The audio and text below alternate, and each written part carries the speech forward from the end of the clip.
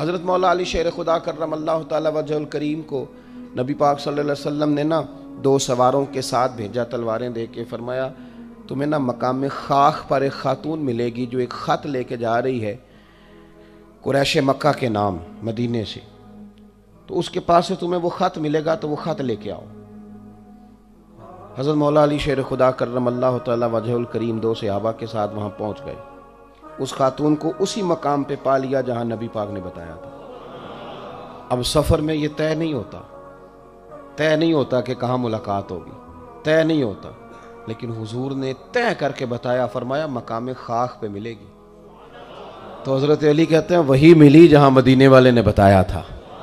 ابھی تک لوگوں کو حضور کے علم شریف کی دلیلیں نہیں مل رہی، جہاں بتایا تھا وہیں عورت ملی۔ تو حضرت علی کہنے لگے وہ خط لا، کہنے لگی کون سا خط؟ کوئی شے نہیں۔ اب اس کا جو تھیلا تھا سامان والا وہ تلاش کیا، گھوڑے یا اونٹ پر سوار تھی، ساری تلاشی لی، جو اس کے پاس چیزیں تھیں وہ ساری اس سے دیکھ لیں، خط ملا کوئی نہیں۔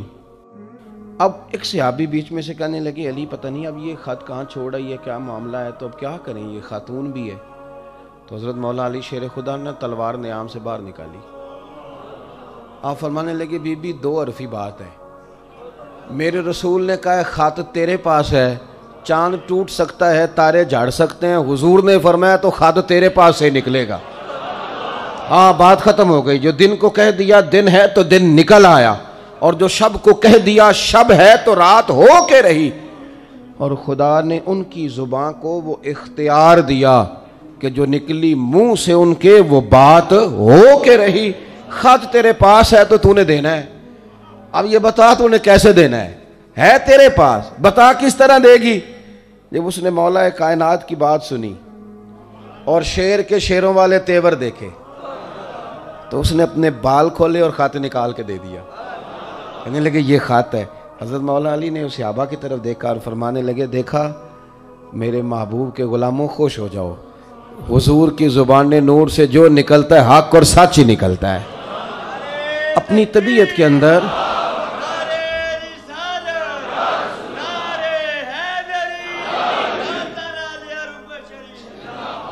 اپنی طبیعت میں نا یقین لائیں۔ حضور نے کہا ہے کہ نماز پڑھو تو روزی میں برکت ہوگی، تو انشاءاللہ ہوگی، انشاءاللہ۔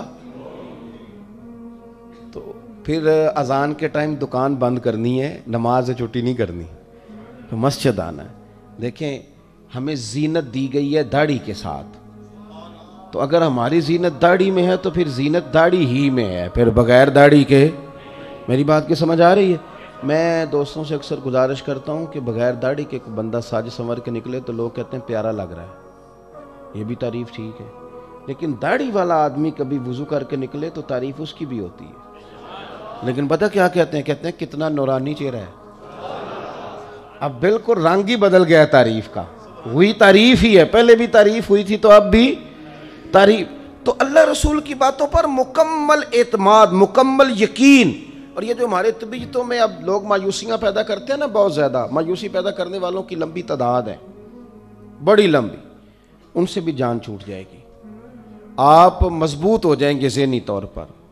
یاد رکھیں کہ وہ بندہ کمزور نہیں ہوتا جس کا جسم تھک جائے، میں نے کہا وہ تو سویرے ٹھیک ہو جائے گا، سوئے گا تو سویرے اٹھے گا تو ٹھیک ہے۔ جس کا دماغ تھک جائے، جو بالکل، یہ لوگوں نے مایوس کر دیا کچھ بھی نہیں ہو سکتا جی، غریب آدمی کیا کر سکتا ہے جی، آپ ایسے ہی رہیں گے جی، چھوڑیں جی، آپ آگے نہیں جا سکتے۔ کچھ میری طرح کے لوگوں نے بھی پریشانی پیدا کی، انہوں نے کہا جی وہ تو داتا صاحب تھے، آپ نہیں اتنے نفل پڑھ سکتے، یہ کہاں لکھا ہوا ہے جی، یہ کس نے کہا ہے؟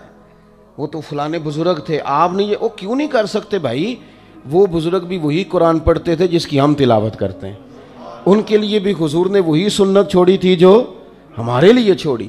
ایک ملنگوں کا ٹولہ ہے، وہ بھی بڑی پریشانیاں پیدا کرتا ہے، وہ کہتے ہیں تینوں کسی نے کچھ کیتا ہے، وہ بھی بندہ گیا سرے سے، کام سے گیا۔ وہ خدا کے بندے، ہمارے ہاتھ میں رب رسول کا دامن ہے، کوئی کچھ کر بھی دے تو مدینے والے نے فرمایا تو سورت بقرہ پڑھا کر گھر میں، جن کیا شیطان بھی تیرے گھر سے دوڑ جائے گا۔ تو آپ ذہنی طور پر اپنے آپ کو کمزور نہ کریں، طاقتور بنیں اور بڑی بات کریں، بڑی۔ جو لوگ دائرہ محدود کرتے ہیں وہ کمزور ہو جاتے ہیں۔ ہمارے اللہ کے بندے چلے تھے کہاں سے پہنچے کہاں. خواجہ معین الدین صاحب رحمۃ اللہ علیہ، یہ بڑی بڑی بلڈنگیں، بڑے بڑے جو ہیں وہ یونیورسٹیاں، آستانے اب بننے لگے ہیں. آپ پڑھیے خواجہ صاحب رحمۃ اللہ علیہ کو تو ہندوستان میں خیمہ لگانے کی جگہ نہیں دیتے تھے لوگ. یہاں خیمہ لگاتے تو کھیڑ دیتے تھے، وہاں لگاتے تھے تو کھیڑ دیتے تھے. پھر انہوں نے یہ نہیں کہا کہ مجھے تو جگہ نہیں مل رہی، تو وسائل آئیں گے تو کوئی چیز بنے گی، کوئی ادارہ بنے گا تو کام ہوگا. یہ لوگ تو چلتے پھرتے ادارہ تھے. ہاں یہ فقیر تھے، جہاں بیٹھ جاتے تھے وہاں جلسہ ہو جاتا تھا، جہاں چلنے لگتے تھے وہاں جلوس ہو جاتا تھا. یہ لوگ میرے مجلس تھے، اس لیے انہوں نے اداروں پہ توجہ نہیں دی، بندوں پہ توجہ دی. درختوں کے نیچے، یہ حضرت محدث اعظم پاکستان رحمۃ اللہ علیہ کا عرس آ رہا ہے 1-2 دن میں، درخت کے نیچے بیٹھ گئے پڑھانا شروع. کسی نے کہا حضرت ادارہ نہیں بنانا، فرمایا وہ مستری بنایا کرتے ہیں، وسائل آئیں گے تو کہہ دیں گے کسی مستری. ہماری ڈیوٹی پڑھانا ہے، درخت کے نیچے بھی پڑھائیں گے. اور پڑھایا تو مزہ لے کے پڑھایا، کمال کر دی. ایک ان کے شاگرد ہوئے مفتی مجیب الاسلام اعظمی رحمۃ اللہ علیہ، وہ کہتے ہیں میرا بھی کھانا کہیں سے آتا تھا تو صحیح نہیں آتا تھا. تو استاد جی جو کہ ابھی نئے نئے آئے تھے ہجرت کر کے پاکستان، ان کا کھانا گھر سے پکتا تھا، وسائل زیادہ نہیں تھے کہ وہ مجھے بھی کھلا سکیں.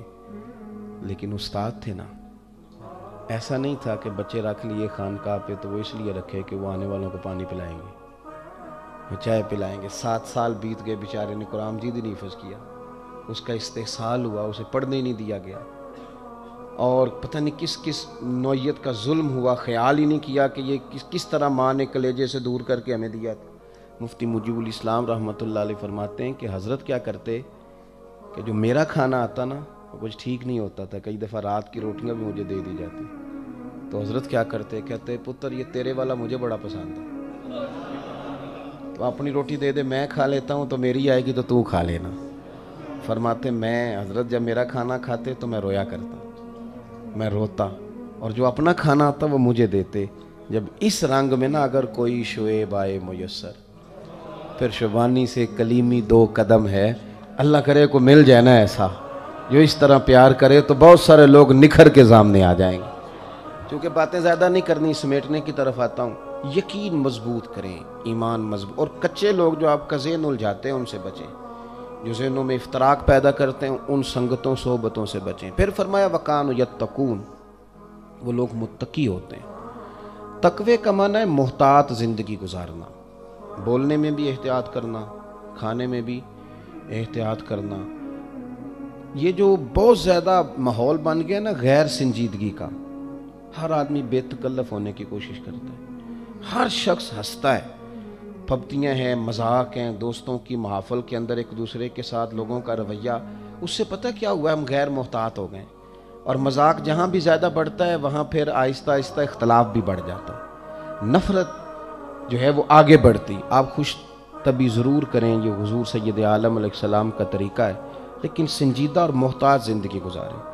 اور اگر آپ بات بھی کریں تو وہ بھی سلیقے والی کریں، کیونکہ آپ نے جو بات کہہ دی وہ آ گئی باہر، اس کا دوبارہ واپس جانا ممکن نہیں ہوتا. محتاط زندگی. کھانے میں بھی احتیاط کریں، جتنا پیسہ ہم جمع کر رہے ہیں اتنا کھا کے مار نہیں سکیں گے.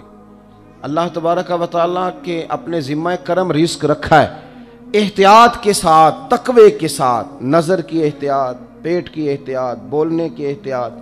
آپ محتاط زندگی گزاریں.